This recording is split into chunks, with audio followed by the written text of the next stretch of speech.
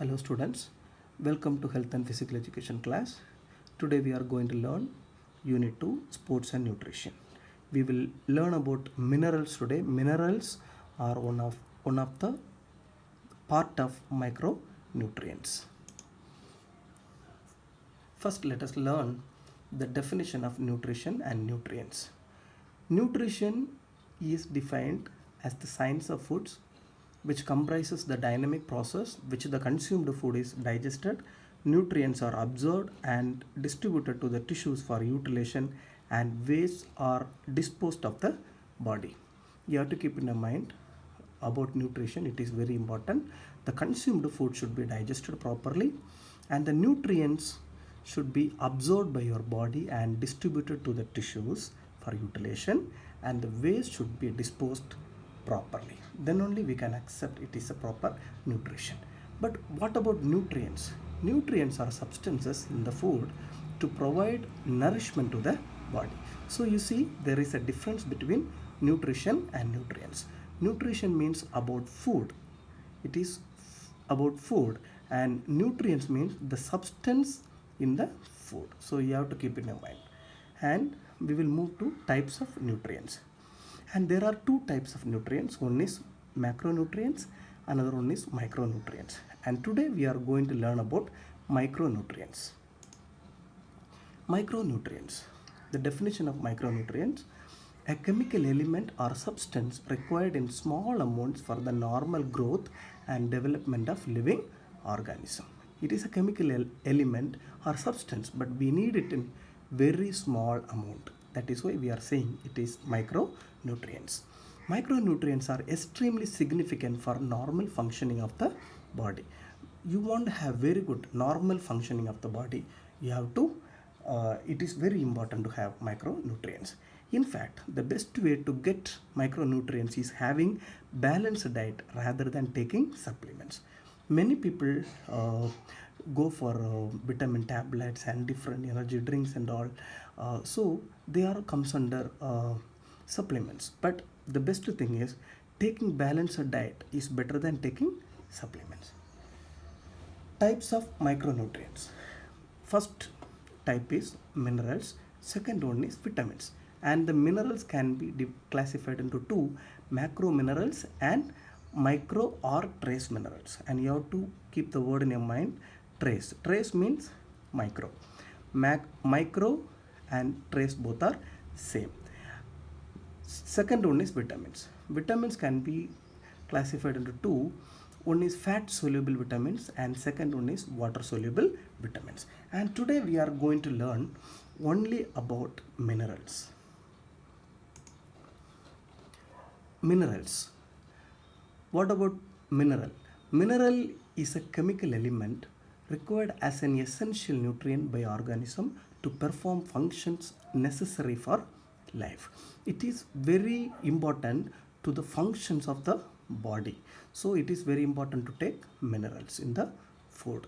About 4% of our body weight is made up of minerals, and minerals are required for healthy teeth, bones and muscles. See, 4% of our body weight is made up of minerals, and the minerals are very important for healthy teeth, bones and muscles. Minerals are used by our body for various activities such as transmission of nerve impulses, formation of hormones, maintenance of heartbeat. So these are all the very important part of minerals. The first type of minerals, macro minerals. Human body requires each macro minerals 0.1 gram per day. You have to keep it in mind. It is a very important 1 mark question. Some macro minerals, I have given here 5: calcium, potassium, sodium, magnesium and phosphorus. So let us learn everything one by one. First one is calcium. Calcium is among the top macro mineral in terms of growth and development of our bone and teeth. So you want to have very good development in your bone and teeth, so you should have very good calcium. It is very important. It helps in blood clotting. Blood clotting, I think you all know about blood clotting. Whenever any bleeding or any accidents in the field of sports or anything bleeding happens, the blood clotting plays a very important role. So the blood clotting is very important for the athletes and all the people. So the calcium helps for the clotting. It found in cheese, milk, orange, eggs, yogurt, green leafy vegetables and cereals. So the source of calcium, these are all the source of calcium. Its deficiency may cause asthma, rickets and skin disease. You all know about asthma very well. And rickets. Rickets is a disease mostly in children. It's about the bone disease. The bone will be very weak in the particular rickets affected children. And skin diseases. Various skin diseases may be occurred due to the deficiency of calcium. Second one is potassium. Potassium is helpful in keeping the nervous system and muscular system fit and active. And you want to have very good nervous system and muscular system. The consuming potassium is very important. It helps in maintaining the amount of water in blood and tissues, and it is a main important function of potassium. It will always maintaining the water level in our blood and tissues. It is found in apple, beans, banana, beetroot, carrot, peanuts, tomatoes, etc. And its deficiency weakens the muscle of the body and may lead to Addison's disease. The deficiency may lead to Addison disease. You know about Addison disease? Addison disease is a disorder in which the adrenal glands don't produce enough hormone. So it is very important to take potassium in our diet. And the third one is sodium.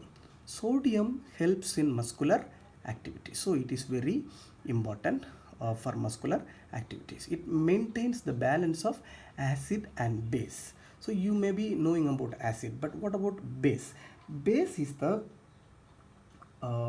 it can be said that thought of as the chemical opposite of acids. It is opposite to acid, that is called base, and it maintains the balance of water in the body. So sodium helps us to maintain the water level in our body, and it helps in the transmission of nerve impulses. What is the meaning of transmission of nerve impulses? It is related to neuron only, result of electrical changes across the membrane of the neuron. So because of this the transmission of nerve impulse happens in the body. Sodium helps to improve it, and it is found in table salt, pickle, butter, eggs, meat, etc. So the sources, and its deficiency may lead to hyponatremia. Hyponatremia means hypo, the word hypo you have to keep in your mind. Hypo means low, hyper means high. So whenever the sodium level comes very low in your blood, this disease may occur. And the fourth one is magnesium. Magnesium repairs and maintains body cells. So it is a very important work of magnesium, maintain our body cells, and it regulates muscle function throughout the body and helps the heart to maintain a healthy rhythm, and it is working on muscle function. At the same time, it gives very energy to our heart to give a very good rhythm, very good heartbeat. For that it is working, and it is found in meat, brown rice, beans, whole grains and some other food. So there are many food in this with magnesium, and its deficiency may lead to hypomagnesemia.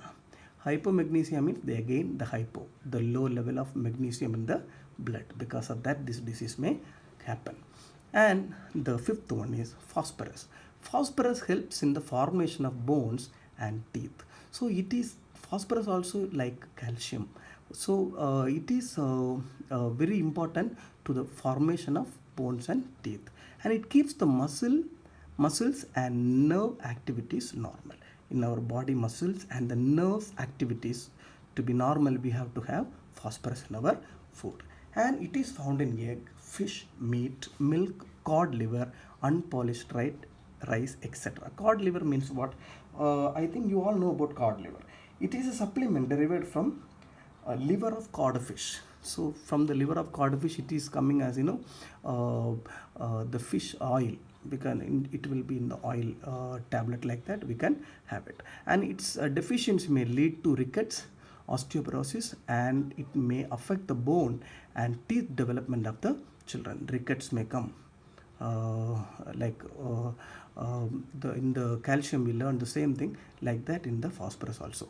Osteoporosis, it is a bone disease, and it may affect the bone and teeth development of the children. So it is very important to take phosphorus in our diet. And now we move to microminerals. Human body requires each microminerals 0.1 gram per day. We learned macrominerals 0.1 gram, but here microminerals 0.01 gram per day.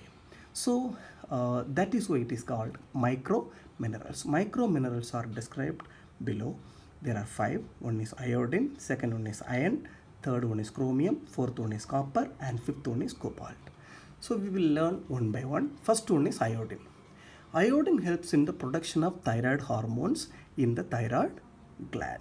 So thyroid gland secretes thyroid hormones. There are 2 types of thyroid hormones. The iodine helps in that, and it is significant for proper growth and development of the body. So you want to have very good growth and development in your body. Iodine is very important. As you all know, it is found in iodized salt and seafood. Iodine is there, and its deficiency can cause goiter. What is the meaning of goiter? Goiter is swelling of the neck resulting from enlargement of the thyroid gland. So it is the problem will happen. And second one is iron. Iron is essential in the production of hemoglobin. So it is very important for blood hemoglobin. Iron is playing a vital role, and it is found in liver, meat, egg, dry fruits, spinach, banana, and green leafy vegetables. They are the sources of iron, and its deficiency causes anemia. Anemia is, you all know about anemia. Anemia is a deficiency of red cells or hemoglobin in the blood. And the third one is chromium. Chromium stimulates insulin activity. So the insulin activity, for insulin activity, chromium is very important. It is found in soybean, black gram, carrot, tomato, groundnuts, bajra, and barley. So its deficiency may cause diabetes. You all know that insulin is a hormone produced in pancreas. It regulates the amount of glucose level in our blood. So whenever the insulin is not enough in our body, the diabetes may occur. So there are 2 types of diabetes there. So both the diabetes happen due to the lack of insulin. So it is very important to have chromium in our diet. And the fourth one is copper. Copper helps in the formation of hemoglobin. Again, the hemoglobin, and it plays a role in energy production. For energy production, copper is very important, and it is found in eggs, pulses, and green leafy vegetables. So it is there. They are all the sources of copper. And the fifth one is cobalt. Cobalt helps in the formation of hemoglobin. Again, it is working like copper, and it plays a role to protect us from anemia. So whenever we take cobalt in our diet, and we can escape from anemia disease, and it is found in milk, meat, and green leafy vegetables. So they are the important part about cobalt. Thank you, children. Today we have learned about minerals, and in the next class we will learn about vitamins. Have regular balanced diet and be safe at home. Thank you.